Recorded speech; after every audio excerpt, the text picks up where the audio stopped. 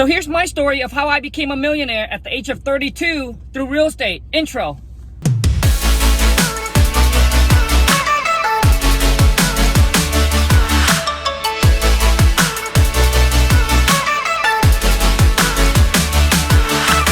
So for those of you who don't know, my name is Khang. I was born and raised in Vietnam, grew up in a mud hut, super dirt poor. Both of my parents are field worker, right? So they couldn't afford for me to go to school, because back in my country, you gotta pay for education. Not like over here, it's free.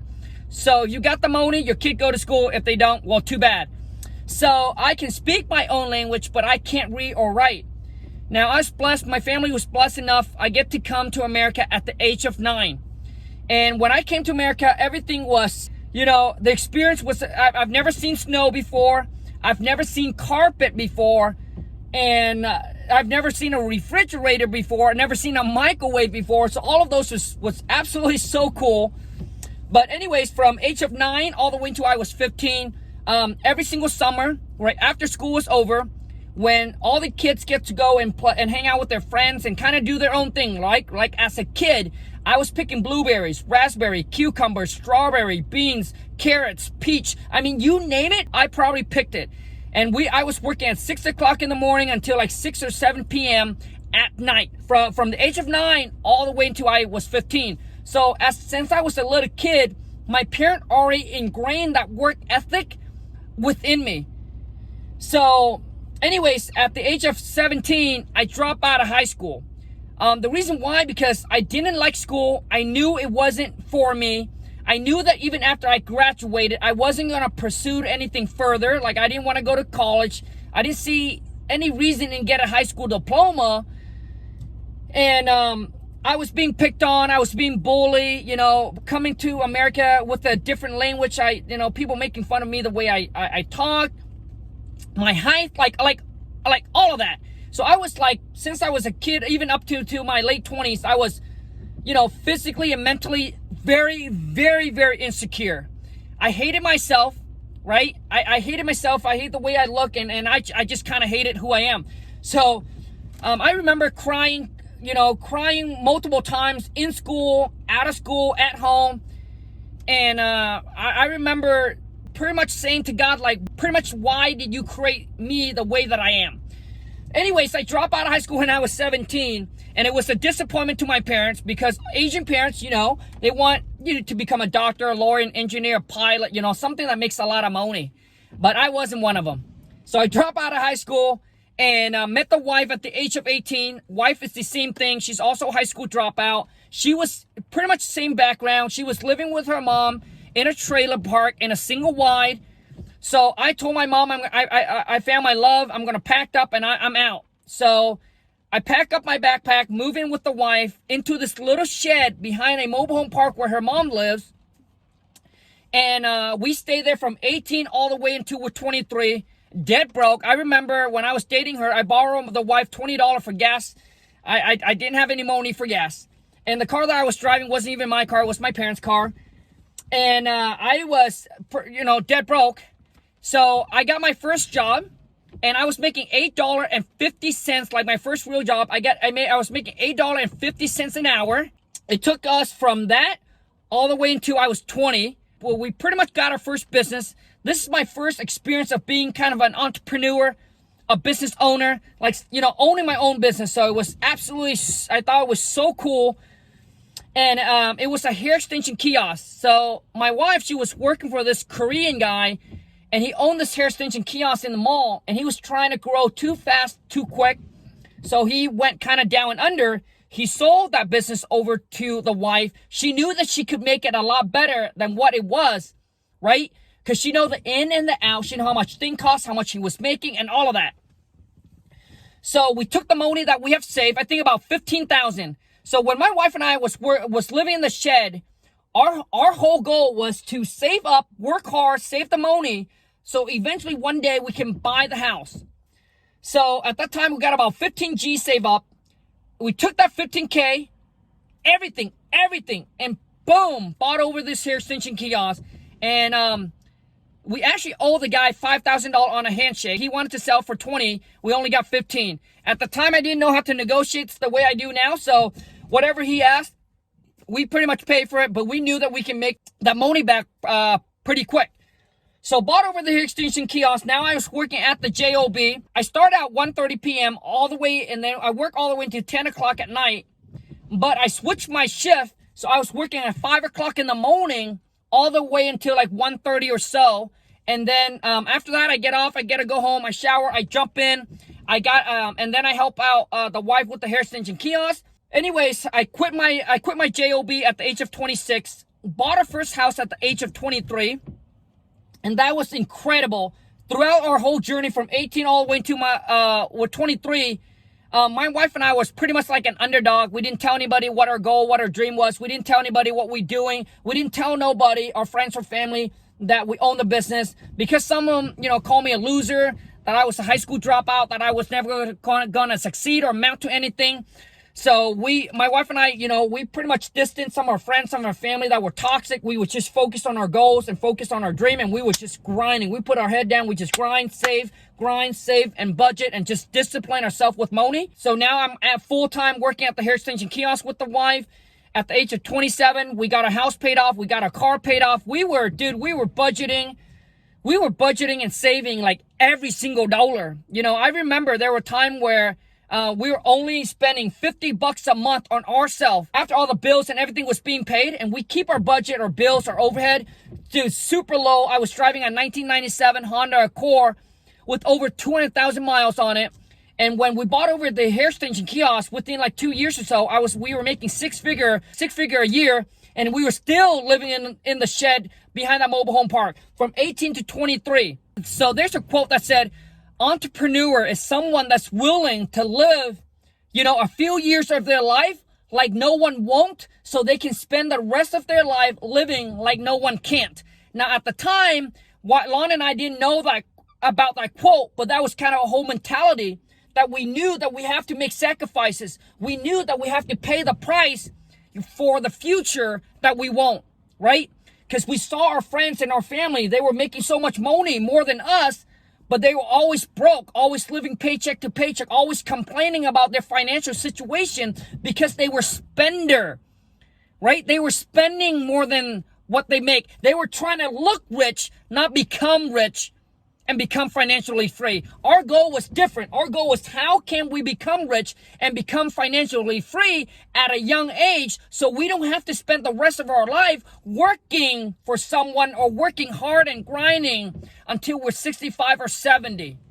So we knew that we have to pay the price, and we knew that we cannot do the same what they were doing. And I'm telling you, it's definitely not an easy journey. Delaying that instant gratification, holding back on that, resisting that temptation is extremely, extremely hard. But you got to understand, bad habits is easy to take on, but it's hard to live with, right? All that bills comes in, and good habit is hard to take on, but it makes your life much easier. So anyways, at 26, I quit my job.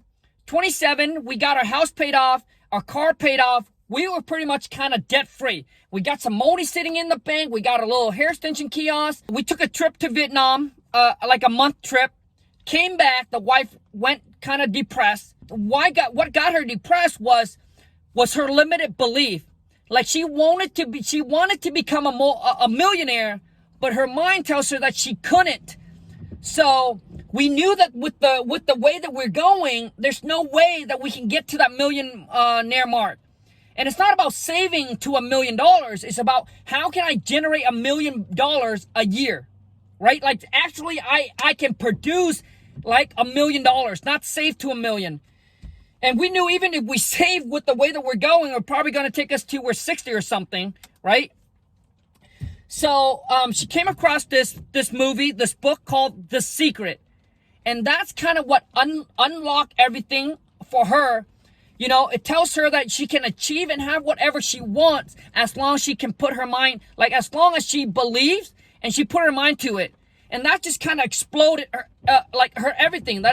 It took her limited belief off. She got excited again. And our next phase got into real estate. So at 27,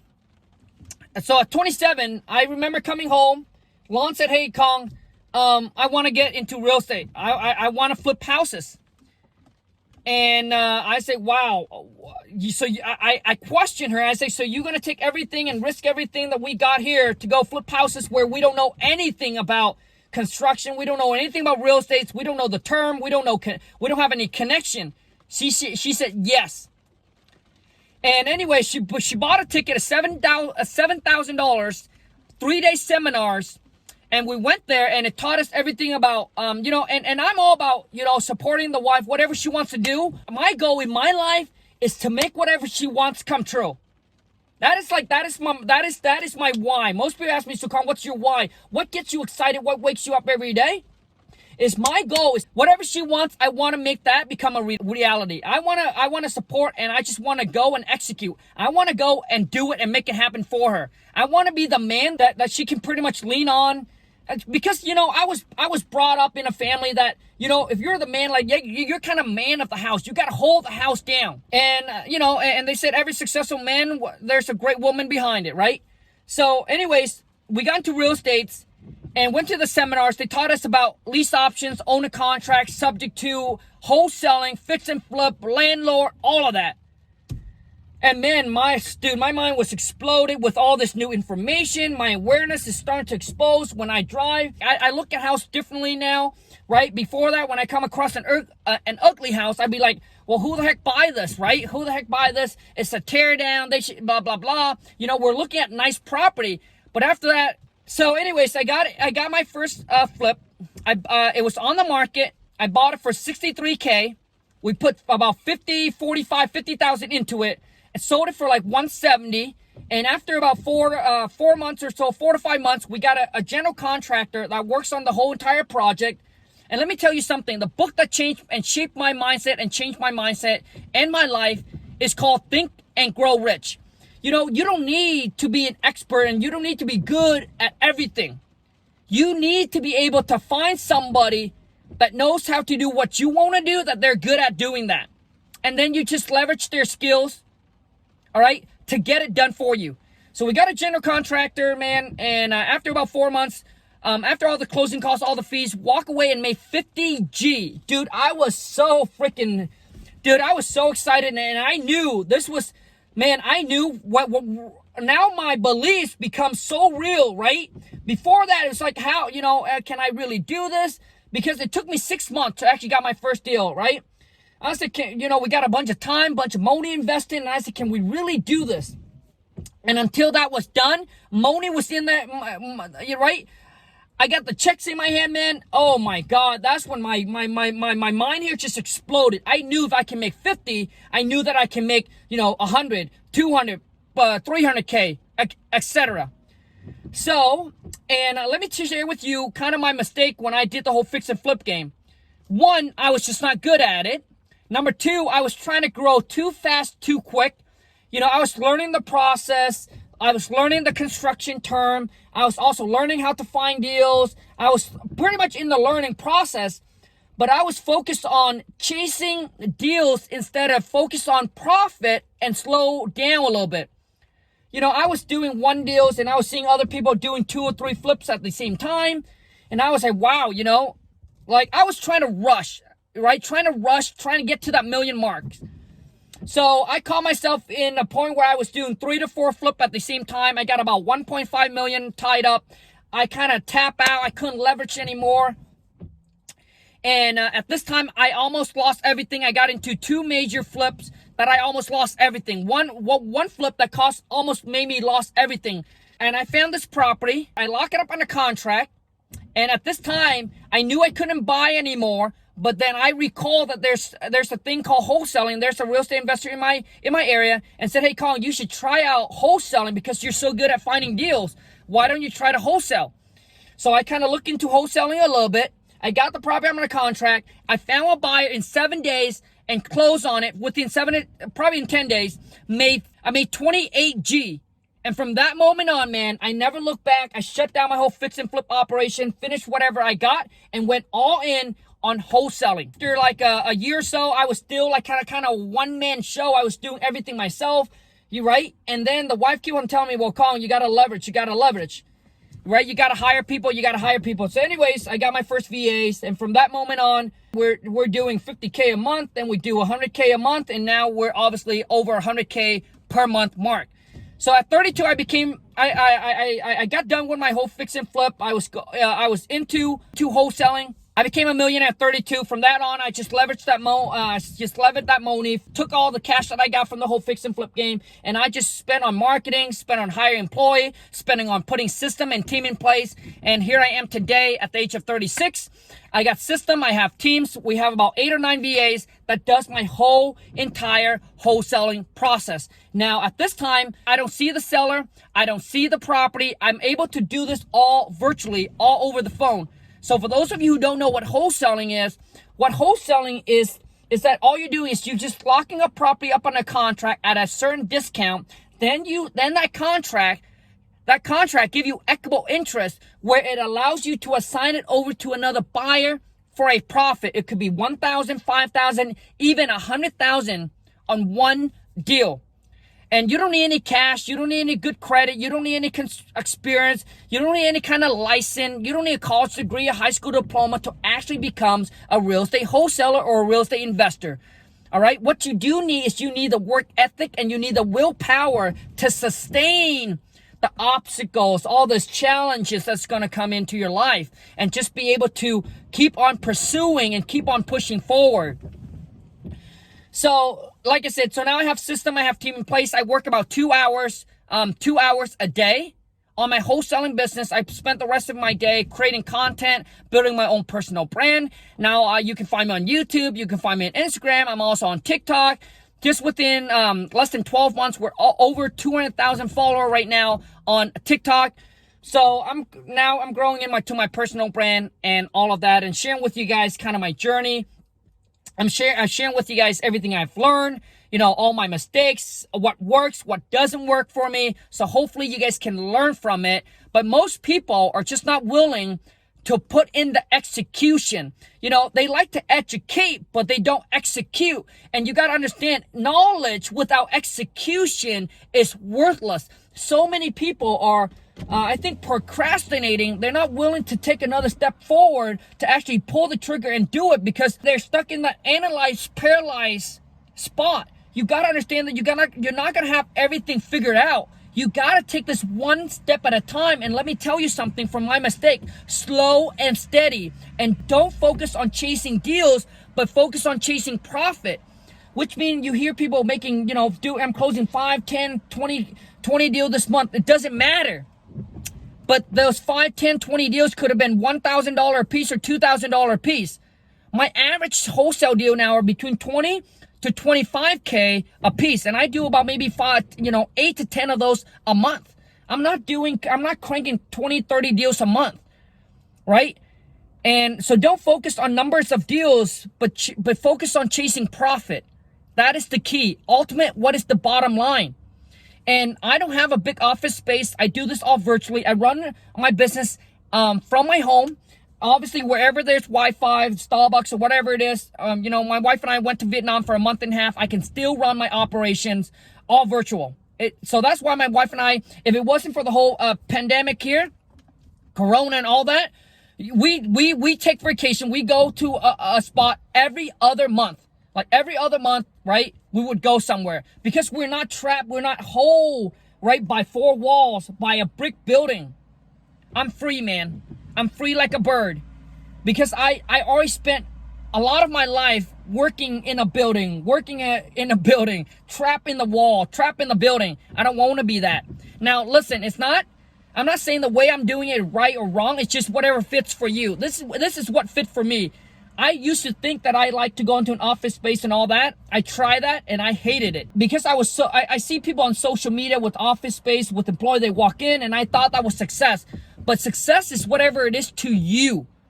It all comes down to is happiness, man. At the end of the day, are you doing what you want to do? Or are you where you want it to be? And if that's it, you are successful, my friend. So don't look at someone else and think that is success. No, whatever it is to you. So anyways, that's kind of my stories. That's kind of my journey, where I'm at right now. And I'm continuing sharing with you guys kind of what I do. Mostly I teach you how to negotiate, how to find buyers, pretty much anything in wholesaling, virtual wholesaling. I'll show you exactly how to do it step by step. So if you want to follow, hit the subscribe button. Make sure you turn on the bell notification. If you haven't followed me on Instagram, hit me up on IG. Go to Khang, Khang. Now, once again, let me share with you something, pretty much the whole story. It doesn't matter who you are today. What matters is who you become tomorrow. When I was 18, I was being called loser, that I was never going to be successful. But now I make more in 1 month, man, than my friends and family makes in the whole entire year. I have friends that go to college for 8 years and still make less than what I make in a month.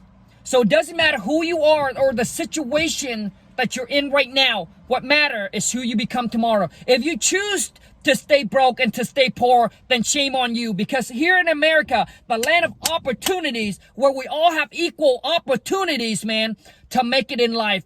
The question you should ask yourself is, do you have what it takes? And are you willing to put in the work and to pursue your dreams?